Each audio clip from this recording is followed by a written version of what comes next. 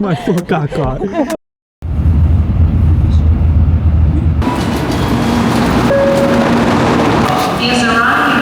We are in Hiroshima. I regret to inform you that we're starting today off on kind of a low note. Actually, I think all of today's video might be a little bit of a low note. We are at Genbaku Dome, which basically means bomb dome. And this is a memorial park for the nuclear bombs that were dropped on Hiroshima.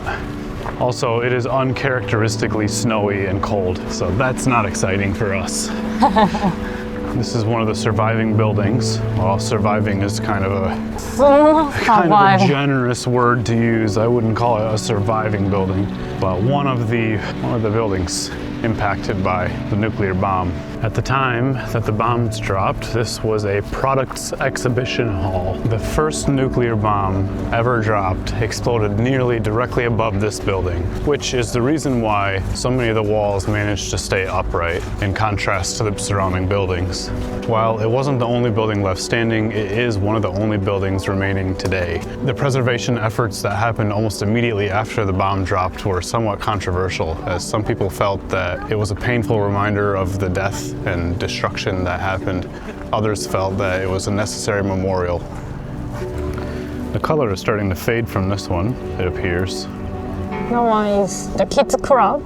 This one is elementary school. And they make these for what reason? Hope, peace. Those chains that we saw are a bunch of small cranes attached together. Every elementary student makes these cranes, right? From my elementary school or kindergarten. The crane means symbol of peace. With the crane, origami crane on top of her. This monument stands in memory of all the children who died as a result of the atomic bombing of Hiroshima. A crane.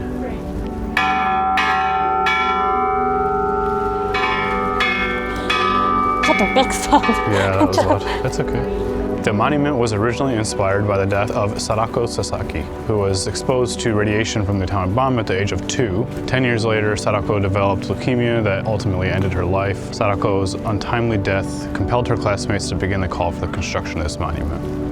So the stone under the monument reads, "This is our cry, this is our prayer for building peace in this world." This is called the Flame of Peace. It was built to symbolize a world without nuclear weapons, and it's said that the flame will burn until that world is recognized. Japanese snow, Rena says. Different, same. Definitely, it's just, yeah, it's the same as Michigan snow. Gross. The pigeon also symbol of peace. In the world, or only Japan? A dove is the symbol of peace in a lot of places. A dove and a pigeon, I don't know if they're exactly the same. Pigeon, a dove? Dove, yeah, a dove. Different bird? I don't know if it's a different bird, actually. We're learning about doves and pigeons. Dove is white pigeon. A dove is just a white No, pigeon. white dove. I don't know why I'm just learning this now. The stone chamber in the center contains the register of deceased A-bomb victims. We just had some elementary children come up to us and read us some facts about, I think, this and some other items, and give us a small gift here. Please think about peace from this announcement. And the bookmark says, "Cherish peace." And then there's a small crane origami trinket. Yeah. And it's a key holder. You have the chain. I don't have a chain. They like me better, that's why. And they did it in English, which was really sweet. I actually feel really bad. Kids have to learn about these horrible atrocities that happened. It's kind of disgusting that this is the world we live in, honestly. We're headed to the museum next. I don't believe they let us do any recording in there, but I'll definitely let you guys know my thoughts about it. Okay, that was intense and very heavy. And I found out that you actually can record and take pictures in there, but I'm not actually going to include any of it in this video because I don't feel like anything I have to say will honor, what's the word I want to use here?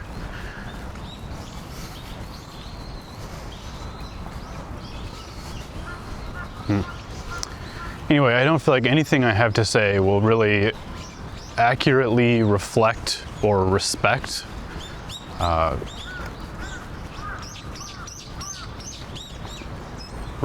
that event. Not really sure how to even speak about it, honestly. But basically, the museum covers not just the history of it. You know, we learned the history of it in school and some of the politics and what led up to the event of the bombing, but we don't really but we don't really hear about like the personal stories or how it impacted families or individuals, and that museum covered a lot of that type of perspective, and it was honestly difficult at times, and it makes me sad, obviously, but it also makes me a little bit angry that we have this wealth of knowledge about how war impacts everybody, and it's not just like soldiers and politicians, it's literally children, like so many faces of children in there, and yet we still do stupid shit like that. It makes me angry, honestly. But anyway, we're gonna grab some lunch, and after that we will have a little, how would you say it? Happy ending. I don't want to use the word happy ending. We'll have an uplifting moment. We're gonna do something to kind of bring the mood back around. So this is okonomiyaki, but it's the Hiroshima specialty. It's basically fried cabbage with flour and water and bacon and dashi, which is like a Japanese broth. And in this case, we have soba noodles and some seafood as well. Shrimp, squid. Normally you mix the flour and the water in with the cabbage, but in this case it looks like they're just creating effectively a crepe. It looks like they put egg on the bottom. And we decided to buy some fried oysters. I'm not gonna lie, I'm not really looking forward to the oysters, but what do they say? When in Rome, do as the Romans do. Actually, that's pretty good. I'm not gonna lie. This time with sauce. I don't really taste the oyster a whole lot. It's there, but subtle. Mostly I just taste the lemon. I really thought I was gonna hate it, but not bad at all. And our okonomiyaki is here. This one is the specialty one. This is still Hiroshima version, but it's closer to the normal one. And the sauce on top is okonomiyaki sauce. Okonomiyaki sauce is like almost a barbecue sauce. I don't want to call it barbecue because it's really different from barbecue, but it's kind of sweet, a little bit tangy. Similar category. Yeah, maybe just like a similar category. It's not the same. It complements it really well. There's nothing quite like this in the US to compare it to. If you can just imagine like a savory cabbage dish, it's pretty close to what this is, and it's really good, and I highly recommend you try it at least once when you're here.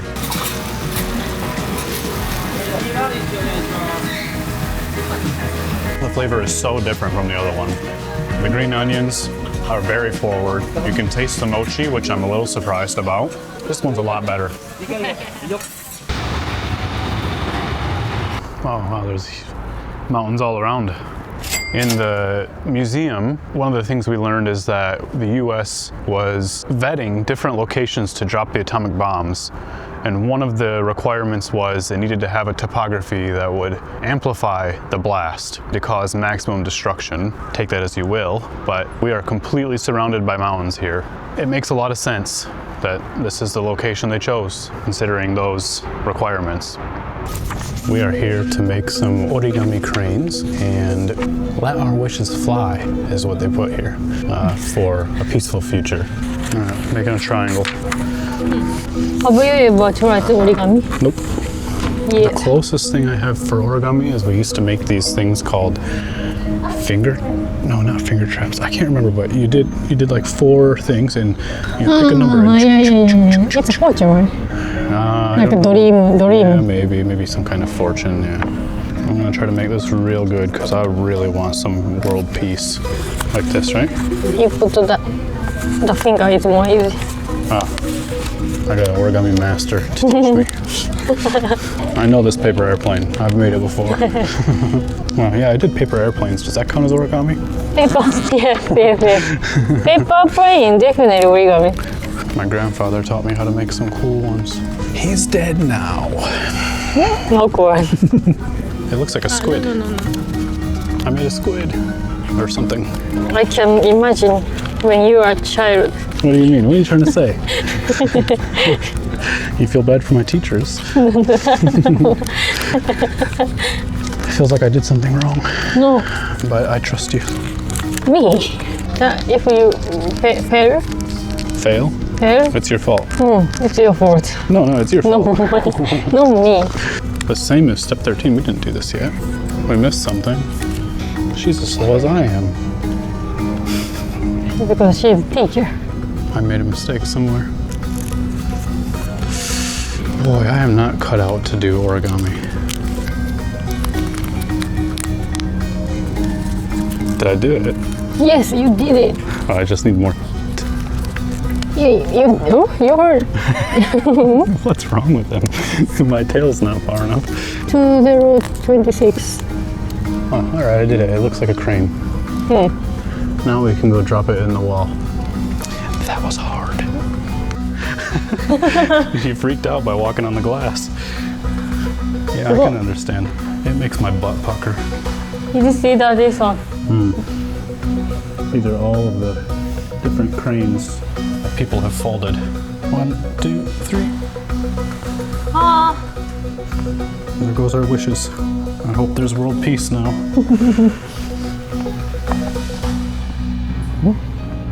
Oh, she's making a virtual crane.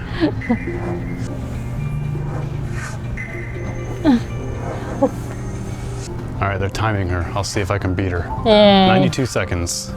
Whoa, I'm bad though. It's a lot harder than it looks. Left hand, right hand, left hand. I think you're gonna beat me. Oh, whew. 85. 85 seconds.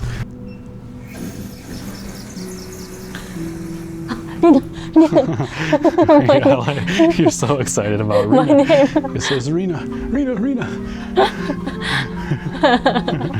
This building here is ground zero. Oh.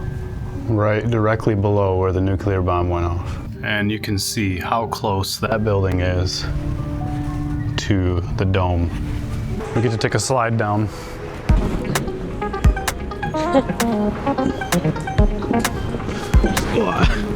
My ankles. Oh, jeez.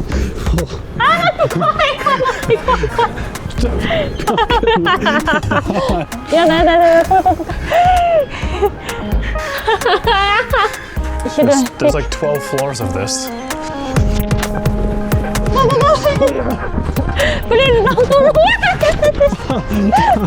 My foot got caught. I twisted my ankle. Why are you coming here? Now I understand why they make you sign a waiver.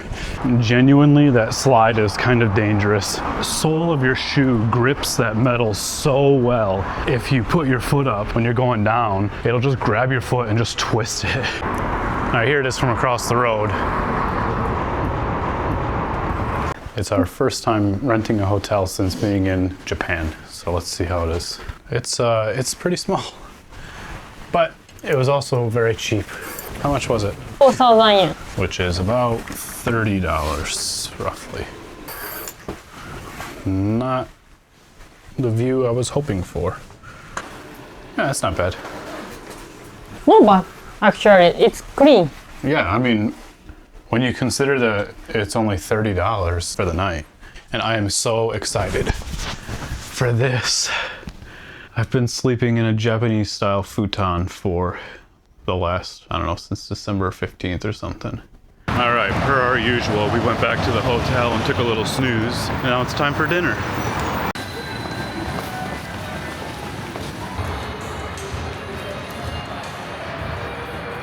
We are in an izakaya, a Japanese-style bar.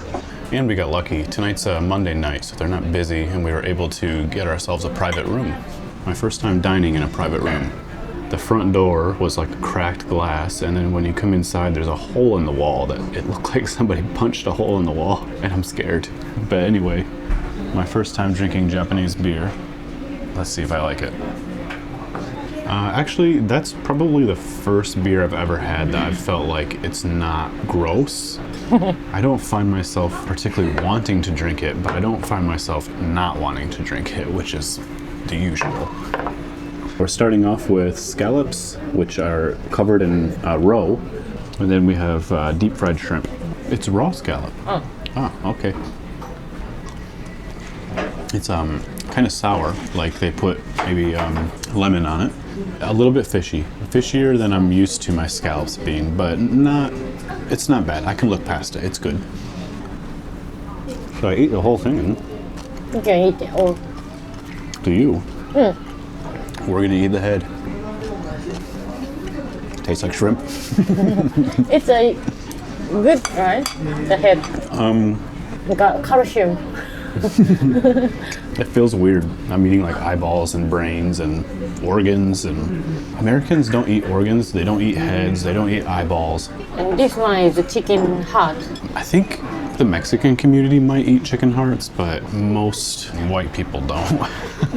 I'm in the white people don't camp. I've never had a chicken heart. Let's start with the bacon asparagus. It's delicious. I mean, who doesn't like bacon wrapped asparagus?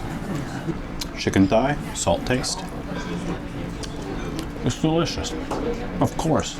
Everybody likes chicken thighs. Chicken thigh and green onion. That's probably the best one so far. And chicken heart. It's good. It doesn't have a lot of flavor. It pretty much just tastes like chicken. The texture is a little bit different. It's a little bit smoother than normal chicken. A little more chewy too. Yeah. Mm-hmm. Tell me which one's your favorite. The green onion is good. This is the best, right? I agree. So there you have it. Don't be afraid. Don't be afraid to try chicken heart. Well, I hate to disappoint anybody who was excited by the fact that I finally kind of like a beer, but it turns out this is not beer. It's happoshu, which is a beer-like malt beverage. It's made mostly from barley, and it has about 5% alcohol. Still don't like beer, I guess. All right, Rena and I decided to ditch that place because the serving sizes were too small and the food wasn't really good enough to justify the price. And as we're leaving, we realized that the chain Rena typically goes to for this type of food, which offers larger portions at cheaper prices, was literally the third floor. We were in the basement and they were on the third floor. So in the same building. But we're gonna go get some food from the konbini. Damn it. Damn it. Damn it. Damn it. That means it. Damn it. Damn it. Damn it. Damn it. Damn it. We went to the wrong place. I feel like 7-Eleven is like a legacy brand in the US, but here in Japan, it is the main konbini, and they have so many great products. Check out all the fresh food they have. You can get udon, you can get ramen, you can get curry, and it's all super affordable. Check out the price of this ramen. I haven't looked at this yet. Basically $4. Look at the size of this thing. You can get fish. I mean, just whatever you can think of. Look how good this looks. You can't get this in the US at a convenience store. And I forgot to mention they also have hot food, and the hot food is of a quality that you might get from almost a restaurant. It's like an Applebee's quality fried food. All right, y'all, we're gonna enjoy our cheap wine and our gas station sandwiches, and I hope to see you guys next time.